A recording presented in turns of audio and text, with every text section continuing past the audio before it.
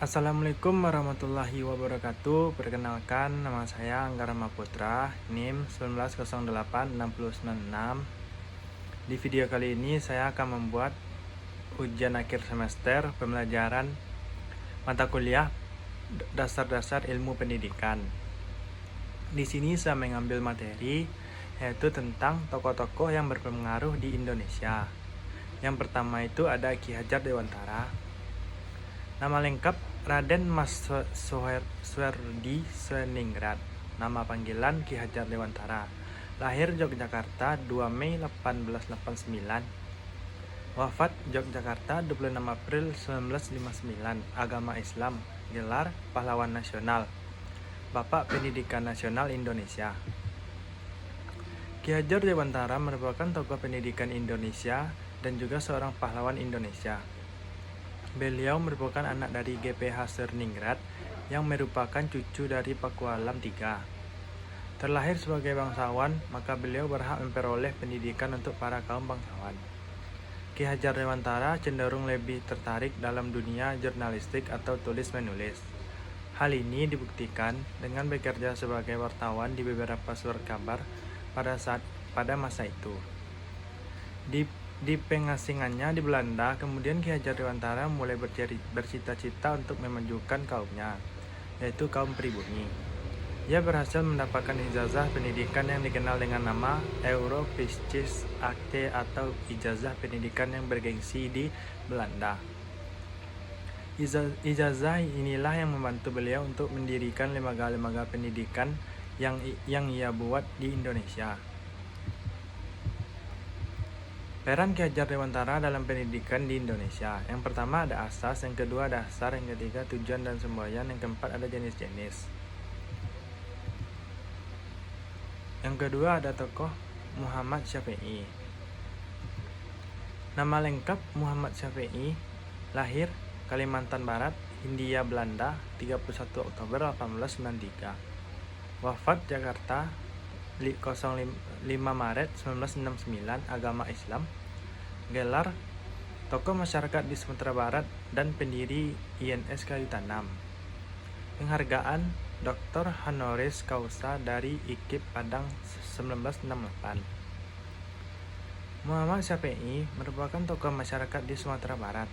Meskipun ia berdarah Jawa, asal Kediri, ia diangkat anak dan sangat disayang oleh Ibrahim Marah Sultan, seorang tokoh pendidik pada awal abad ke-20 ketika Ibrahim bertugas sebagai pendidik di Pontianak, Kalimantan Barat. Muhammad Syafi'i adalah seorang berdarah Minang yang dilahirkan di Kalimantan Barat. Ia dilahirkan tepatnya di daerah Natan tahun 1985. Ayahnya bernama Mara Sultan dan ibunya bernama Khadijah. Syafi'i berhasil menamatkan pendidikan dasarnya di sekolah rakyat pada tahun 1908. Kemudian ia pun meneruskan pendidikannya ke sekolah raja, sekolah guru, dan lulus pada tahun 1914. Perjalanan hidup mengharuskan dirinya hijrah ke Jakarta dan menjadi guru pada sekolah Kartini selama 6 tahun. Di sela-sela kesibukannya, ia menyempatkan diri untuk belajar menggambar. Ia aktif dalam pergerakan Budi Utomo serta membantu pergerakan wanita Putri Merdeka.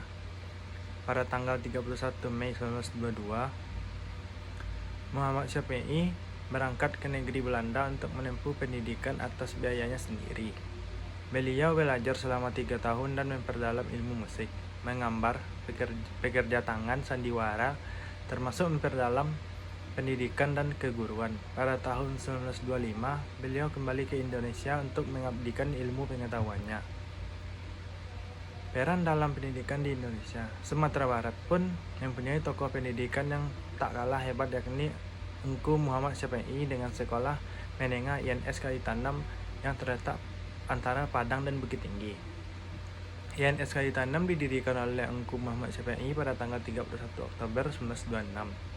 Di Kayu Tanam, sebuah desa kecil di Sumatera Barat, sejak berdirinya hingga perang kemerdekaan, perguruan ini telah berkibar namanya, bersamaan dengan berkibarnya nama perguruan taman siswa yang didirikan oleh Ki Hajar Dewantara di Pulau Jawa. Sebagai lembaga pendidik pendidikan swasta INS mengalami pasang surut di dalam kemajuan dan perkembangannya.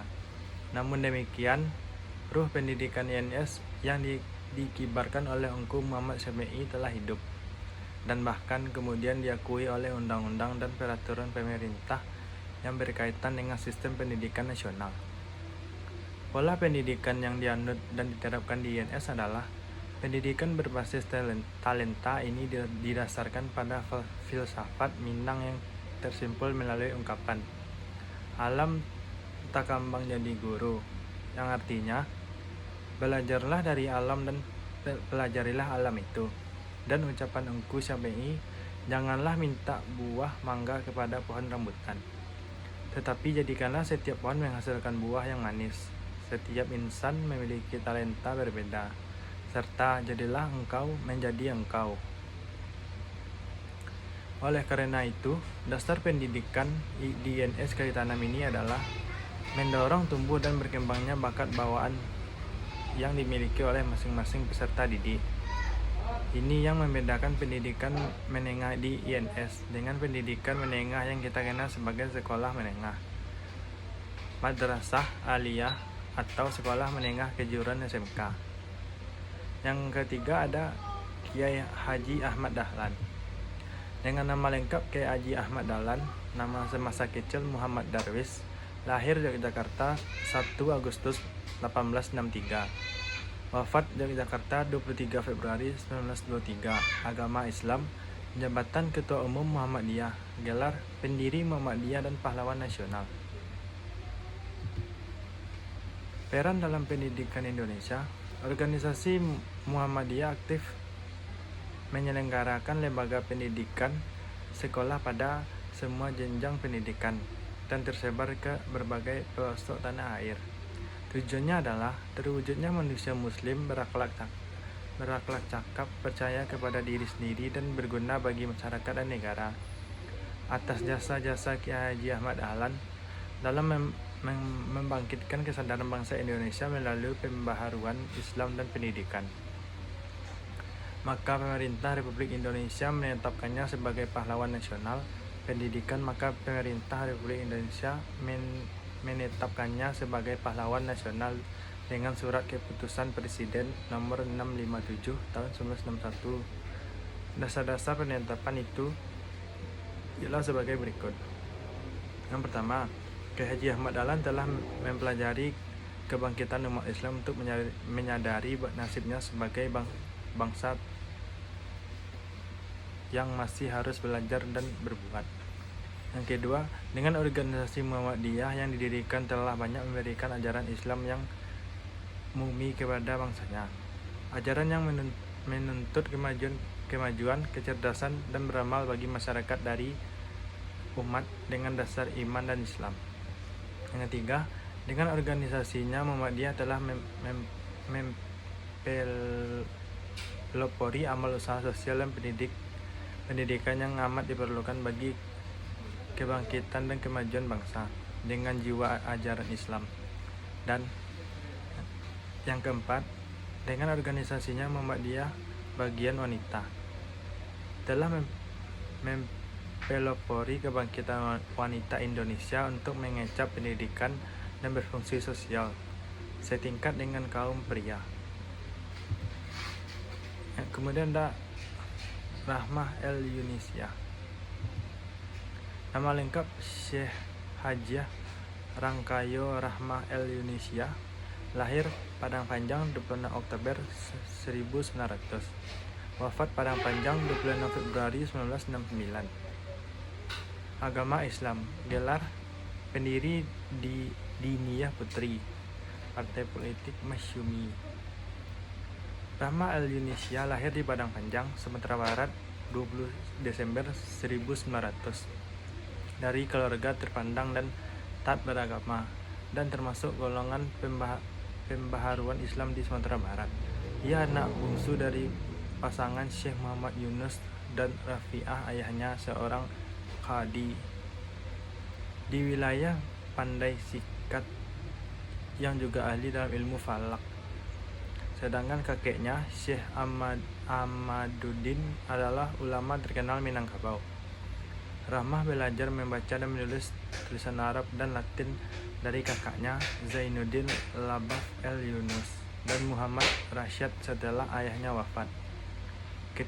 Ketika pada 1915 Zainuddin mendirikan Diniyah School, sekolah Islam dengan sistem modern. Rahmah ikut belajar di sana. Di samping itu, pada sore harinya ia berguru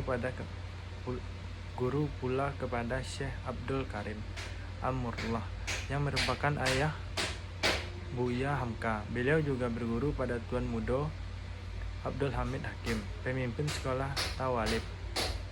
Syekh Muhammad Jamil Jambek, Syekh Abdul Latif Rasidi, dan Syekh Daud Rasjidi. Selain belajar agama, ia mempelajari ilmu kesehatan dan keterampilan. Pada 1957, ia menunaikan ibadah haji.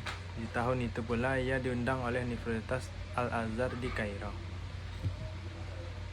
Peran dalam pendidikan Indonesia. Pada 1 November 1923, Rahmah merintis sekolah agama dengan nama Madrasah Diniyah. Ada juga yang menamakannya dengan Maijaz Diniyah School. Dalam mengembangkan sekolah, ia mencurahkan segenap tenaga, pikiran, dan hartanya. Berbagai tantangan dan kesulitan pun ia selesaikan tanpa putus asa. Sebuah ruang di Masjid Pasar Usang adalah tempat belajar yang ia gunakan pertama kali. Tanpa peralatan belajar yang memadai, tetapi untuk kegiatan belajar mengajar diperlukan tempat yang representatif, maka Rahmah beserta pengaruh sekolah mengusahakan untuk menyediakan tempat beserta peralatan sekolah, seperti bangku dan papan tulis untuk menampung para murid. Dengan segala kendala dan rintangan sering dihadapi Rahmah dan penerusnya, sekolah ini tetap bertahan. Bahkan dalam perjalanannya, Diniyah Putri tidak hanya menerima murid dari Sumatera Barat saja. Ada juga murid dari Sumatera Utara, Aceh hingga Singapura dan Malaysia. Lembaga pendidikan yang didirikannya tidak hanya mengajarkan ilmu agama. Pelajaran keterampilan pun diajarkan seperti pelajaran tenun, anyam-anyaman, memasak, dan jahit-menjahit. Juga pelajaran olahraga, kesehatan, kesenian.